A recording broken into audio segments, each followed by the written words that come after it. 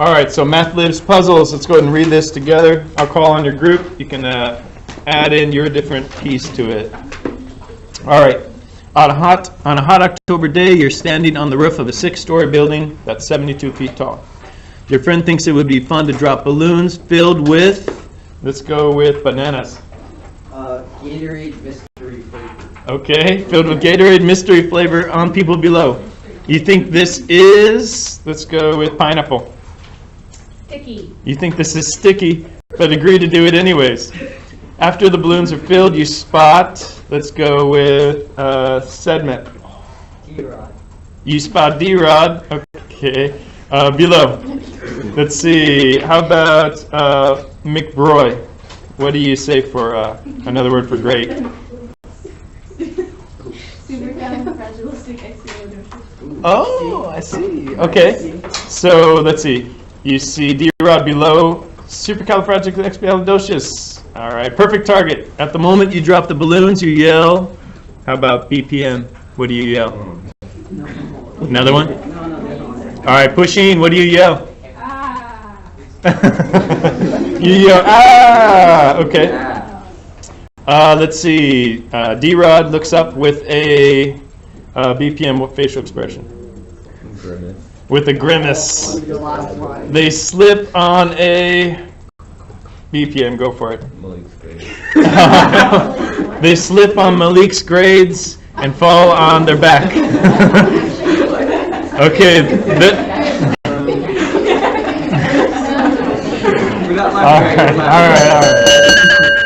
All right, let's see. They'll move out of the way 2 seconds after you drop the balloon. So we're going to use that information and create a model and also use the equation that we were given. And we're going to figure out a couple different things. So go ahead and just get out a piece of paper just real quick. We're going to, you'll use this for the homework, which has similar problems.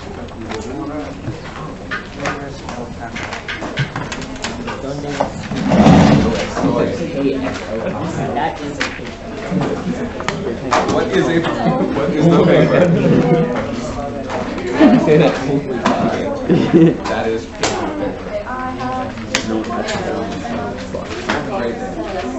I guess I understand this half grade.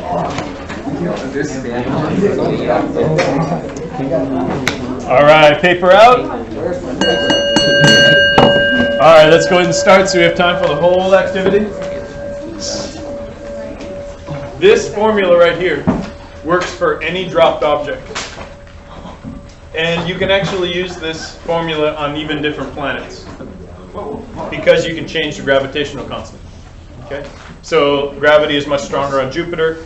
It's much weaker on the moon. Any kind of celestial object, you can figure out the gravitational constant. And from that, figure out quite a bit. Because within this formula, you could figure out the height after t seconds. You'll be given the initial height. You'll be given the gravitational constant. And you can figure out how much time, free fall time, how long it takes from when you drop the object to when it hits the ground or gets to a different height. Okay, so this is going to be a real important formula for any dropped object. When you get to physics, you'll do a lot of this as well. You do a lot of this in physics. Let's see the second time. Dropped objects. And it'll actually be combined with also elasticity if you were doing like a bungee cord. All those things can be figured out with math, and this is kind of the foundation of any dropped object. Okay, so in the story we have, we have some person laying on the ground because they slipped on Malik's grades, and you're dropping a balloon that's going to go down and hopefully hit them, maybe. Okay. So I'm not going to do the exact same story that you all worked on because for the classwork you're figuring this scenario out on Earth. For the homework you're figuring it out on Mars and Jupiter. In the iMath document it gives you the gravitational constants for those two planets. So it's going to be a pretty similar process, but we want to get to know how to deal with this kind of problem. All right. So actually, the problem I'm going to do is on Saturn. And that's why I drew Saturn right here. And this is not drawn to scale. I'm pretty sure. That's gonna be pretty interesting. It's a small planet. If that was the scale, that would be a really big building. That building would be the Or a size small of- planet. Yeah, that's a big crisis. That's gonna be a big balloon. All right, so we're going to do it for Saturn right here. And what I suggest you do is first you write out the formula and then leave all the different variables we're looking for or we're given. Leave those blank. We're going to input one at a time based on the story, based on what's given. Okay. So just because there's multiple variables doesn't mean that it becomes more challenging. We just have to make sure we put in everything we can. There's always going to be one variable that's missing, and that's what we're going to look for. So here's the deal. We know from the story that once I yell, well, what do I yell? Ah! So once you're dropping the balloon, you yell, ah! Right when you yell that, the person on the ground is going to take 2 seconds to roll out of the way. Okay. So if I'm dropping the balloon, right? If he's going to move, they're going to move out of the way in 2 seconds. And say if the balloon takes 10 seconds to get to the ground, is that going to hit the person? No, because they roll out of the way in 2 seconds. If it takes 10, it's going to splat way after, right? It's going to splat 8 seconds after. Okay. So really what we're looking for, we need to find the time until it hits the ground. That's going to tell us if it hits them or not. Right? You see how we need to know that time. If he moves out of the way in 2 seconds and it takes a second to get to the ground, it's definitely going to hit him. Okay, so first off, we want to know the time till it hits the ground. Now, I'm going to go ahead and say then, since time is one of my variables, that's what I'm looking for. I need to know the time, so I'm going to write that in as time squared. Okay. We don't change the exponent, we're just going to put in what we're looking for. I know is going to be the variable. And if you didn't know what you're looking for, you can look through the word problem and see what we need to figure out here. So let's go after something a little easier. A is the initial height. You're going to use the same story for the classwork and homework. So what is the initial height in our story? 72. 72 feet. It's 72 feet. That's 6 stories up. All right, so I'm going to go ahead and put 72. And then I look here and I see G, which is our gravity constant. We're doing this experiment on Saturn, and Saturn has a gravitational constant of 80. So let's put 80 in for our G. Now the last one, h of t, we know that h of t is the height after t seconds. So this is the height. Okay. So here's my question. At time 0, what is the height? 72 feet. Okay. So what height am I interested in if I want to know if the balloon is going to hit the person on the ground? What height am I interested in? Where does the balloon have to be in order to hit the person on the ground? 0. So because I'm looking for the height after t seconds, the height I'm actually looking for is when the balloon hits the ground. I want to see how long it takes for it to hit the ground.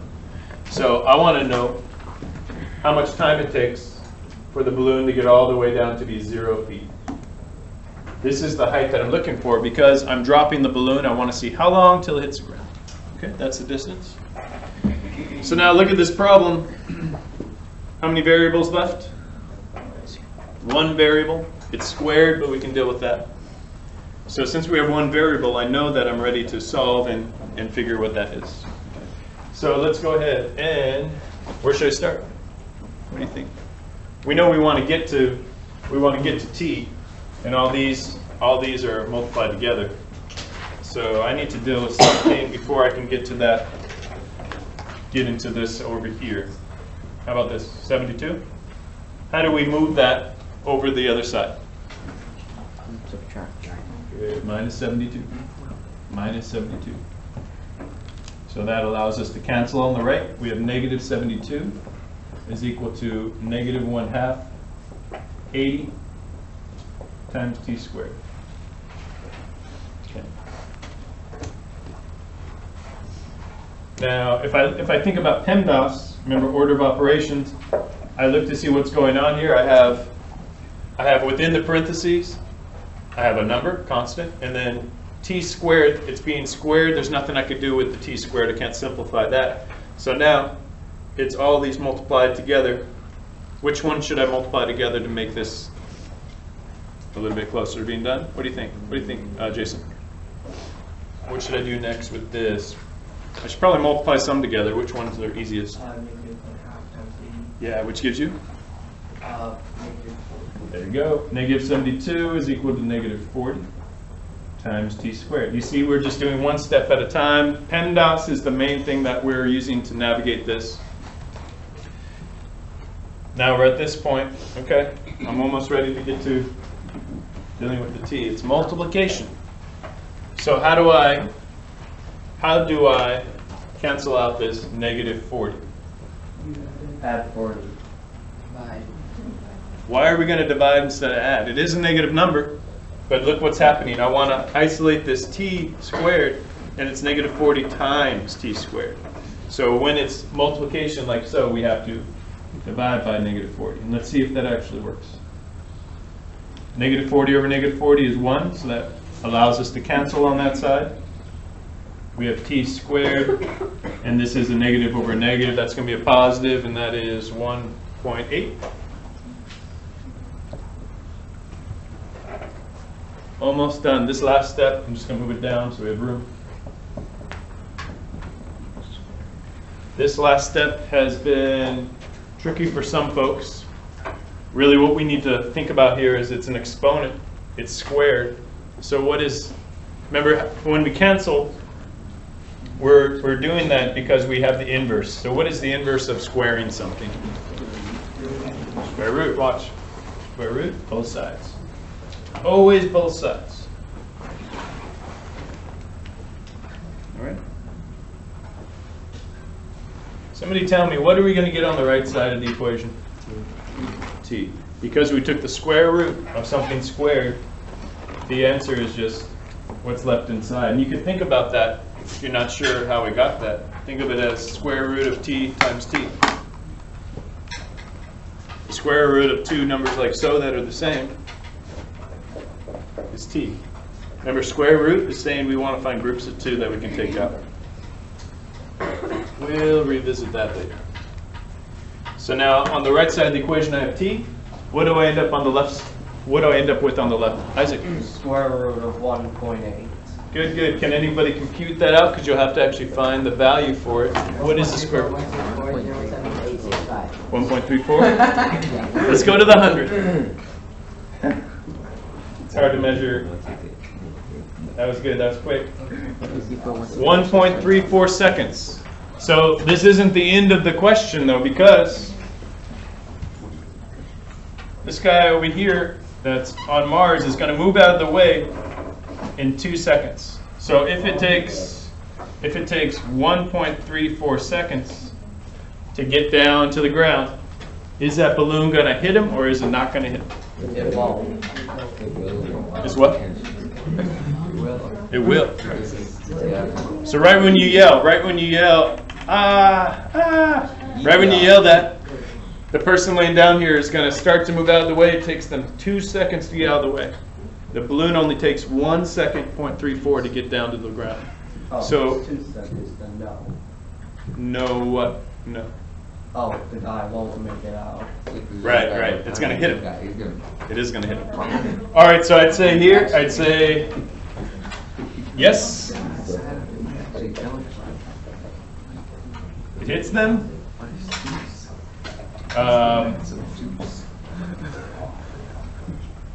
How late was he rolling out of the way? What it hit him? How many seconds before he can roll out of the way? 0.64.